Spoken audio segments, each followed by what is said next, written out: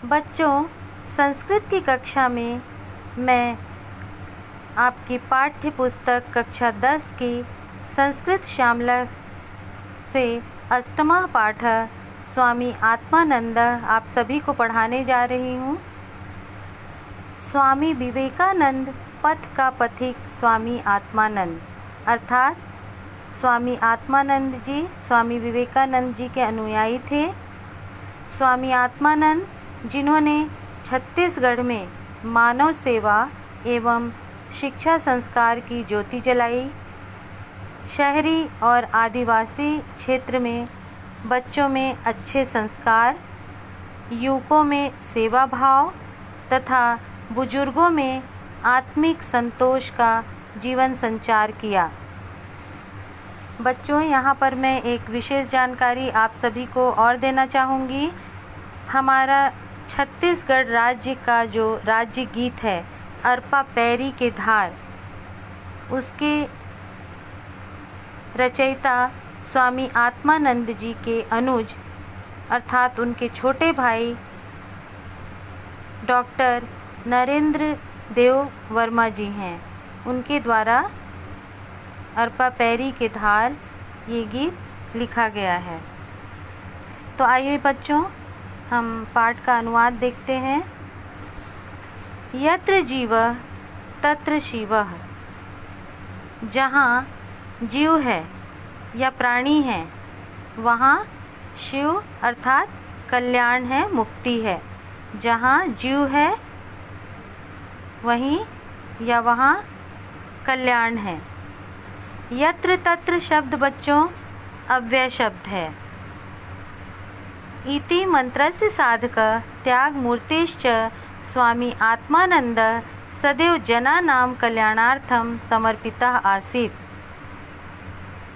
इस मंत्र के साधक और त्याग मूर्ति स्वामी आत्मानंद सदैव या हमेशा, जनानां का अर्थ होता है लोगों के, कल्याण के लिए, कल्याणार्थम का अर्थ क्या होता है, कल्याण के लिए समर्पित थे। स ईदृश संता आसीत् यत् यस्य ध्येय वाक्यम सर्वत्र प्रशंसितम आसीत्। वह ऐसे संत थे कि जिनका ध्येय वाक्य सब जगह प्रशंसित था। यथा, जिसका अर्थ होता है जैसे, परगुण परमाणुन पर्वतीकृत्य नित्यम निज हृदि विकसन्तः सन्ति सन्तः कियन्तः। इस श्लोक का अनुवाद देखते हैं बच्चों। परगुण परमाणुन पर्वतीकृत्य नित्यम, दूसरों के परमाणु के बराबर छोटे से छोटे गुणों को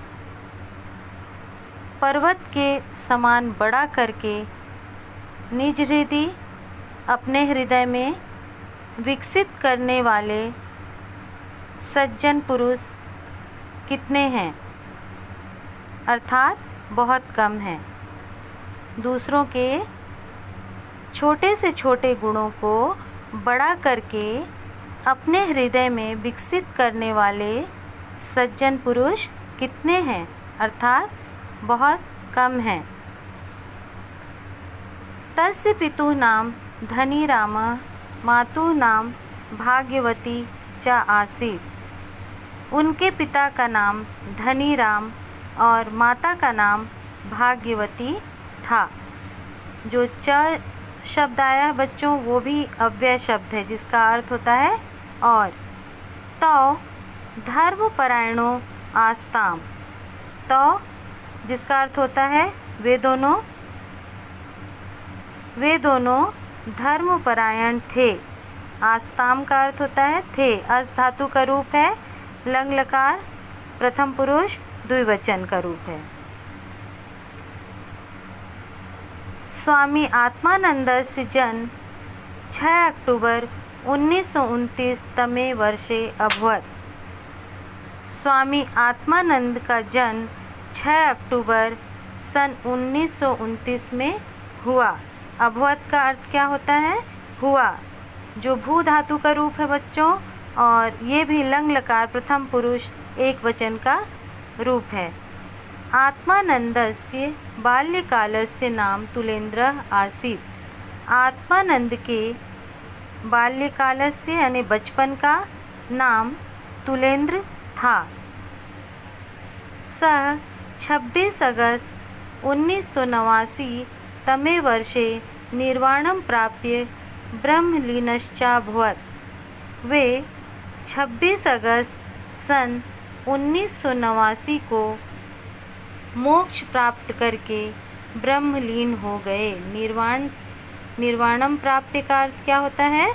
मोक्ष प्राप्त करके या मुक्ति प्राप्त करके ब्रह्मलीन हो गए। न त्वहं काम्ये राज्यं न च स्वर्गं न पुनर्भवं काम्ये दुःखतप्तानां प्राणिनामार्ति नाशनम्।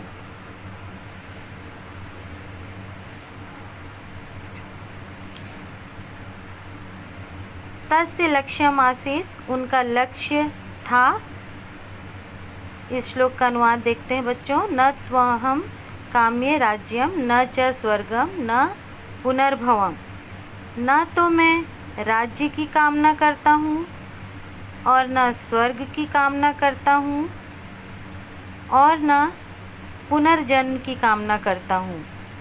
ना तो मैं राज्य की कामना करता हूँ, न स्वर्ग की कामना करता हूँ और न पुनर्जन्म की कामना करता हूँ। काम्ये दुःखतप्तानां प्राणिनामार्ति नाशनम। मैं तो दुख से तपते या दुख से पीड़ित प्राणियों के दुख के नाश की कामना करता हूँ। तस्य अनुजाश्चापि तस्य अनुकरणं कृतवन्तः। तस्य अनुजा, उनके छोटे भाइयों ने भी उनका अनुकरण किया। अनुकरण अर्थात उनका अनुसरण किया। तस्य क्षया तस्य मित्रैः शुभचिन्तकैश्च रायपुरे विवेकानंद विद्यापीठम स्थापितम्। तस्य क्षया मतलब उनकी इच्छा से, तस्य मित्रैः उनके मित्र और शुभचिंतकों ने, उनके मित्रों और शुभचिंतकों ने रायपुर में विवेकानंद विद्यापीठ की स्थापना की या रायपुर में विवेकानंद विद्यापीठ स्थापित किए।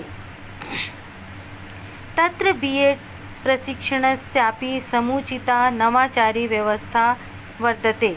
वहाँ बीएड प्रशिक्षण की भी समुचित नए प्रयोगों से परिपूर्ण व्यवस्था है। बस्तर वन प्रांतरे नारायणपुरे अबुझमाड़ क्षेत्रे रामकृष्ण मिशन आश्रमः स्थापितः। बस्तर वन प्रांत के नारायणपुर के अबुझमाड़ क्षेत्र में रामकृष्ण मिशन आश्रम स्थापित किया। अस्य सचिवेन पूज्यपाद स्वामिना निखिलात्मानंदेन अपूर्वं नेतृत्वं प्रदत्तम्। इसके सचिव पूज्यपाद स्वामी निखिला आत्मानंद ने अपूर्व नेतृत्व प्रदान किया। अनेन आश्रमेण शिक्षा, चिकित्सा, कृषि, जन सेवा, कृषक प्रशिक्षण केंद्र, युवा प्रशिक्षण केंद्र, चलित चिकित्सा, विपणन क्षेत्रेषु च अतिसम्पन्नानि सेवाकेन्द्राणि संचालितानि सन्ति।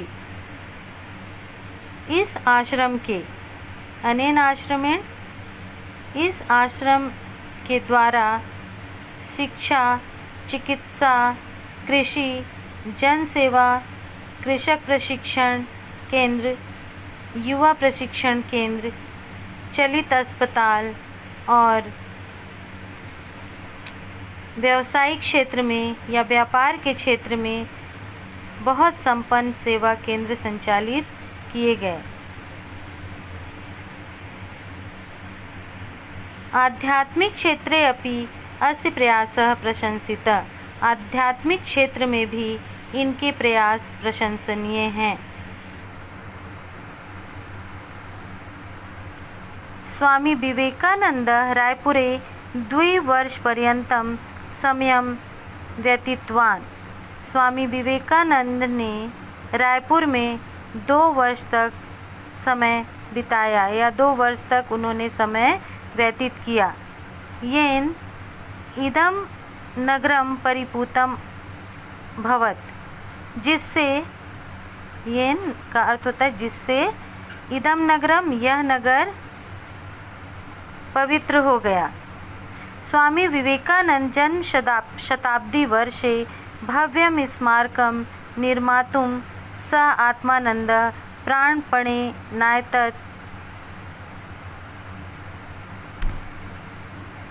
स्वामी विवेकानंद जन्म शताब्दी वर्ष में भव्य स्मारक निर्माण करने के लिए स्वामी आत्मानंद ने प्राणों से भी बढ़कर प्रयास किया। अयम आश्रम आध्यात्मिक दर्शनस्य केंद्रम अस्ति। यह आश्रम आध्यात्मिक दर्शन का केंद्र है। आश्रमयों पॉलीक्लिनिक इति औषधालयः ग्रंथालयः च स्थापितः। आश्रम में ही पॉलीक्लिनिक नामक अस्पताल या औषधालय या अस्पताल और ग्रंथालय अर्थात पुस्तकालय स्थापित है।